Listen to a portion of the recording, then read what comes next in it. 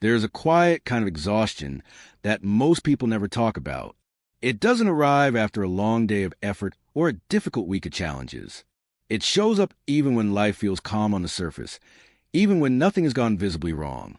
You wake up after a full night of sleep, but feel drained before noon arrives. You sit in complete stillness, surrounded by comfort, and yet sense something missing deep inside, though you cannot find words to name what it is. Nothing obvious stole your energy. No crisis demanded your attention. No conflict depleted your reserves. And yet something feels smaller than it should, dimmer than you remember it being. This kind of tiredness doesn't respond to rest. It doesn't improve with vacations or quiet weekends. It asks for something else entirely. It asks for attention. It asks for honest awareness. We often think of power as something visible and external. We imagine it as status, influence, authority, the ability to control outcomes and command respect. We see powerful people as those who speak loudly, take charge, and bend circumstances to their will. But real power is far quieter than that. It doesn't announce itself. It doesn't demand recognition. Real power is the energy that keeps you grounded in your own life, fully present in your own body, genuinely clear in your own mind. It's the capacity to remain centered when chaos swirls around you. It's the ability to know who you are even when others try to define you. It's the quiet certainty that your life belongs to you. And for most people, that kind of power doesn't vanish in one dramatic moment. It doesn't disappear after a single traumatic event. It leaks slowly, in ways so subtle they escape notice entirely, until one day you wake up and realize you're still functioning, but no longer fully alive.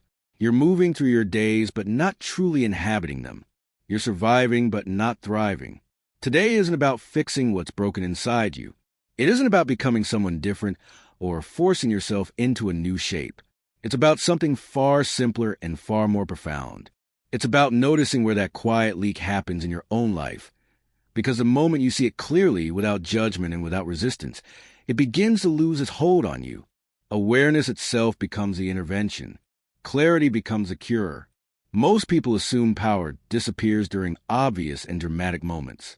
A painful betrayal from someone you trusted completely. A public failure that left you humiliated. A sudden rejection that caught you off guard. A loss that rearranged everything you thought you knew. We remember these moments vividly. We point to them as explanations for why we feel the way we feel. But that's rarely where the real loss of power actually occurs. Those big moments certainly leave wounds, but they also demand attention. They force processing. They create clear before and after markers in our lives. The true leak happens somewhere else entirely. Power slips away in moments that seem completely harmless, moments so ordinary you would never think to examine them. It happens when you over-explain yourself to someone who never asked for justification in the first place. When you feel compelled to defend a decision that required no defense. When you apologize for existing, for having needs, for taking up space. When you say yes to something while every cell in your body whispers no. When you agree to keep the peace even though that peace costs you a piece of yourself. When you laugh at a joke that wasn't go funny because silence felt too uncomfortable. When you shrink your opinion to fit someone else's expectations. When you replay a conversation in your mind for hours after it ended, searching obsessively for what you should have said differently. When you absorb someone else's bad mood and carry it around as if it rightfully belonged to you. When you feel responsible for emotions you didn't create and situations you didn't cause. None of these moments feel significant in isolation. Each one seems too small to matter. You dismiss them. You move on. You tell yourself it's nothing. But together, repeated day after day, year after year, they form a pattern so familiar you stop recognizing it as a pattern at all. It simply becomes how you operate. It becomes your personality. It becomes your normal. And over time, that normal state grows heavier and heavier. You keep moving forward. You keep showing up. You keep fulfilling your responsibilities. But everything requires more effort than it should. Simple decisions exhaust you. Minor interactions drain you. Life itself feels like something you're enduring rather than something you're living. You might even blame yourself for feeling this way. You look at your circumstances and see nothing obviously wrong. You have what you need. Perhaps you have more than many others. So you tell yourself you should be more resilient, more grateful, more disciplined, more positive. You wonder what's wrong with you that you can't simply feel better. But this exhaustion isn't about weakness. It isn't about ingratitude or lack of willpower. It's about where your attention and energy flow without your conscious consent. It's about what you give away before you even realize you're giving anything at all. Power doesn't return through forcing yourself to think differently. It doesn't return through working harder on yourself. It returns through seeing clearly what has been invisible for too long. In a moment, you'll make a simple choice. Not a calculated one arrived at through careful analysis. Not a strategic, one designed to produce a specific outcome. Just a quiet, instinctive response rising from somewhere beneath your conscious mind. You'll see 4 symbols appear before you. Don't study them trying to decode their meaning. Don't search for the objectively right answer, because there isn't one. Don't try to choose what seems healthy or admirable or correct. Simply notice which one feels familiar, which one draws your attention without effort, which one creates a subtle pull you can't quite explain. Your first response, the one that arrives before thinking intervenes, is the only one that matters here. That choice won't define you. It won't limit you. It won't reveal some fixed truth about who you are forever, but will reflect something honest about how you move through the world right now, in this current chapter of your life. And as you listen to what follows, pay attention to 2 distinct reactions within yourself. Notice what feels immediately accurate, what lands with the weight of recognition, what makes you think, yes, that's exactly it. But also notice what creates slight resistance, what makes you want to argue or dismiss or look away. Discomfort isn't a sign you've chosen wrong. It isn't a signal to stop listening. It's often precisely where the deepest truth lives, the truth that hasn't yet been made conscious, the truth that still holds power over you precisely because it remains unseen. If you chose the open door, your power tends to leak through unguarded openness. You are someone who feels naturally receptive to others, almost effortlessly attuned to what people around you are experiencing. You adapt easily to different personalities and environments. You can shift your energy to match what a situation requires. You sense emotional changes in a room before anyone speaks a word about them. People feel understood in your presence, sometimes faster than feels reasonable, sometimes before you've even done anything visible to create that feeling. You know how to listen in a way that makes others feel genuinely heard. You know how to soften tension simply by being present. You know how to make people feel safe enough to lower their walls and speak honestly. This is genuine strength. The ability to hold space for others is rare and valuable. It cannot be faked. Emotional intelligence at this level makes you essential to the people fortunate enough to have you in their lives. You become the person others seek when they're struggling. You become the calm in someone else's storm. You become the witness to pain that others are afraid to see. But here is where the leak begins, silently, almost imperceptibly. You often offer access to yourself before trust has been earned. You open the door wide for people who haven't demonstrated they deserve entry. You assume good intentions even when evidence suggests otherwise. You give others the benefit of the doubt long past the point where doubt should have hardened into conclusion. You keep the door open even when your own reserves are completely empty, even when you have nothing left to give, even when every part of you aches for solitude and recovery. You listen attentively to others' problems when no one has asked about yours in weeks. You give your full presence freely even when it costs you something you genuinely cannot afford to lose. Over time, this pattern creates an exhaustion that deeply confuses you, because by all visible measures you didn't do anything wrong. You were generous when others were selfish. You were kind when kindness wasn't easy. You were available when others disappeared. From the outside, your behavior looks admirable, even virtuous. So, why do you feel so depleted? Why does your own life sometimes feel like an afterthought? The answer lies in a subtle confusion. You believe that openness itself is a virtue, that being accessible is the same as being good. But openness without discernment is a door with no lock.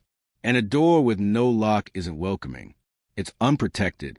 Not everyone who walks through your door should be given a seat at your table. Not every person who wants your attention deserves your energy. Not every story you hear needs to be carried with you after the conversation ends. Not every emotion in the room requires your personal involvement. Some doors need to close. Some invitations need to remain unoffered. Some silences need to remain unfilled. Your real strength was never the open door itself.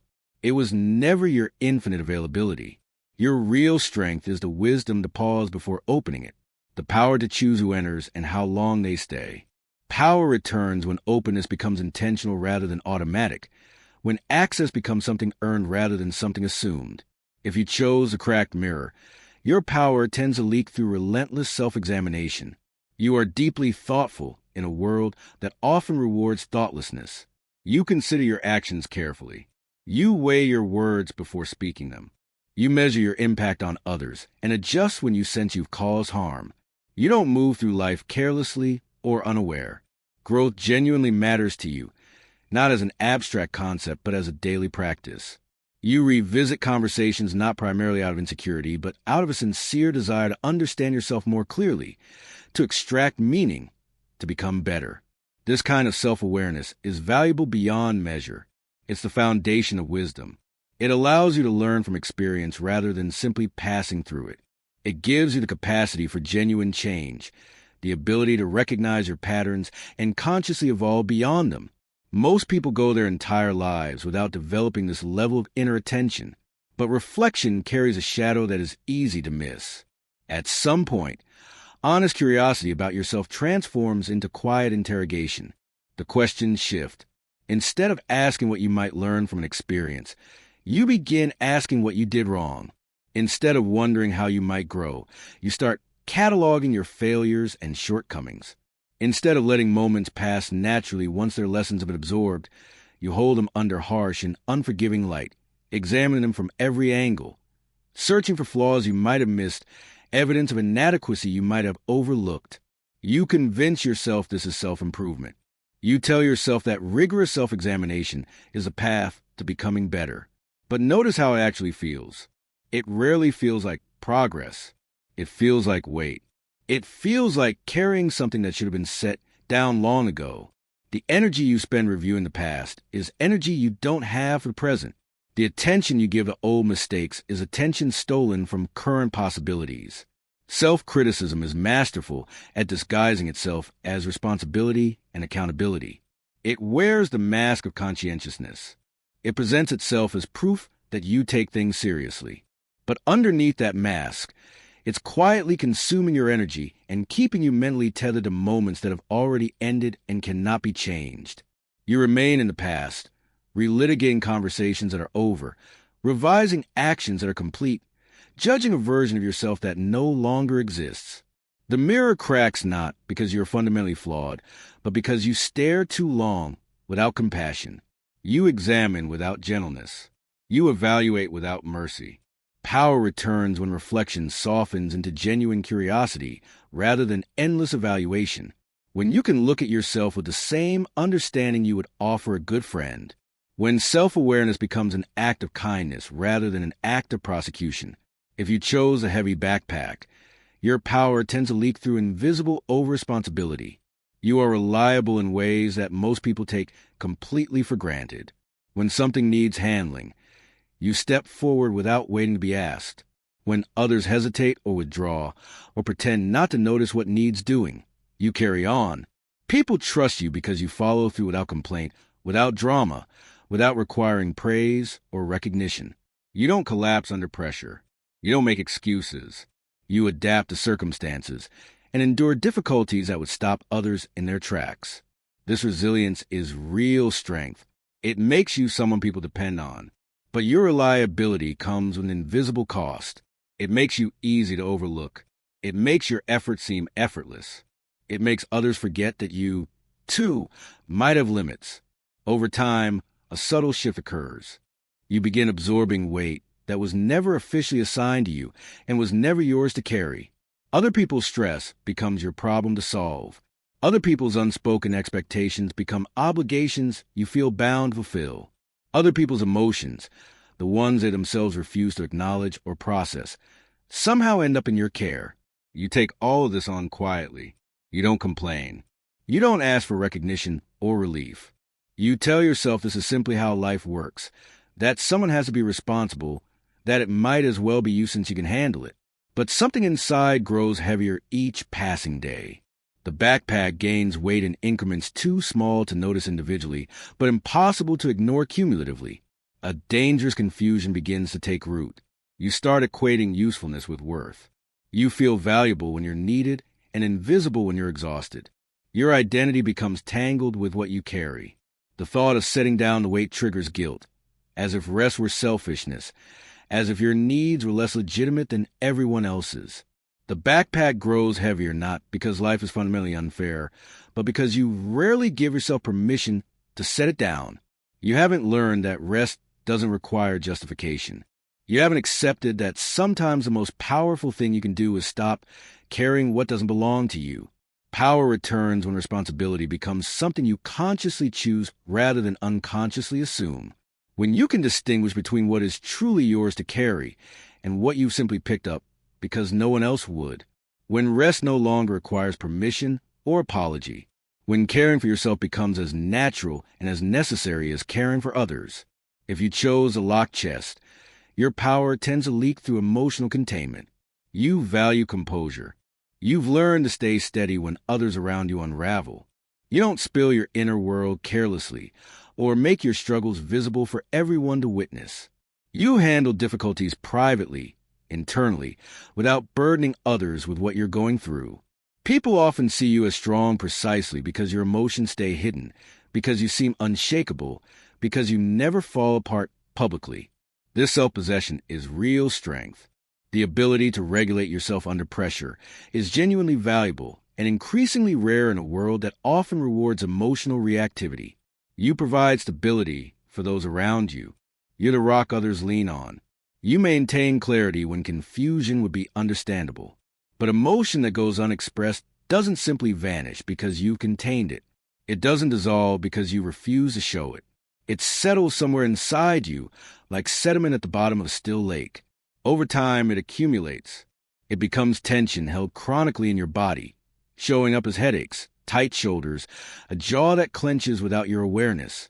It becomes fatigue that sleep cannot touch, an exhaustion that has nothing to do with how many hours you rested. It becomes distance from people you genuinely love and care about, a sense that something invisible separates you from true intimacy and connection. You tell yourself you're fine, and in many practical, functional ways you are. You continue working. You continue meeting obligations. From the outside, nothing appears wrong, but containing everything requires constant energy that nobody sees you spending. It's like holding a heavy weight in a fixed position. At first it seems manageable, even easy, but the longer you hold it, the more strength it drains, until eventually your whole body trembles from an effort that looks like stillness. Over time, that energy depletes without obvious cause. You find yourself feeling disconnected from yourself and from others, and you don't understand why. You've done nothing wrong. You haven't pushed anyone away intentionally. Yet closeness feels difficult. Vulnerability seems dangerous. The chest where you store everything stays firmly locked because opening it feels like weakness. Power returns when control learns to make room for release. When strength includes allowing something to move through you and out of you instead of storing it indefinitely. When you recognize that containing everything perfectly isn't strength at all, but a form of slow suffocation. The chest doesn't need to be flung open carelessly, but it needs to be open sometimes. It needs to breathe. None of these patterns are failures. They are survival strategies, developed for good reasons at important times in your life. At some point, each one served a purpose. The open door helped you belong when belonging wasn't guaranteed. The cracked mirror helped you improve when improvement meant safety. The heavy backpack made you necessary when being necessary meant being kept. The locked chest protected something vulnerable when vulnerability meant danger. You didn't choose these patterns randomly or foolishly. They formed because they worked when you desperately needed them to work. They helped you stay safe, stay connected, stay capable in circumstances that demanded adaptation and resourcefulness.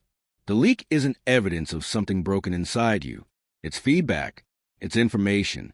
It reveals where your awareness hasn't yet caught up with your habits, where strategies that once served you now quietly work against you, where the past still shapes your present without your permission. You don't need to transform into someone entirely new. You don't need to uproot your entire personality or wage war against who you are. You don't need another self-improvement project or another reason to judge yourself harshly. You simply need to notice where your energy flows without your conscious permission. That's all. Just honest, gentle noticing. Awareness alone doesn't demand immediate change. It doesn't require instant action or dramatic transformation. It simply creates the conditions for change to happen naturally, organically, at whatever pace your system can genuinely integrate. When you finally see the leak with clarity, without rushing to fix it or judge it or force it to stop, power begins returning on its own. Sit with whatever resonated most deeply from what you've heard. Don't dismiss it. Don't analyze it into abstraction. Just let it remain with you. Watch how it appears in your ordinary days, in small moments you might have previously ignored completely. Notice when you're about to open the door without pausing. Notice when the mirror becomes harsh instead of curious. Notice when you pick up weight that isn't yours. Notice when something needs expression but gets locked away instead. Because the instant you stop losing energy unconsciously, you no longer need to chase strength or manufacture power or force yourself to feel something you don't feel. Power finds you exactly where you are. It was never missing. It was just leaking. And now you know where to look.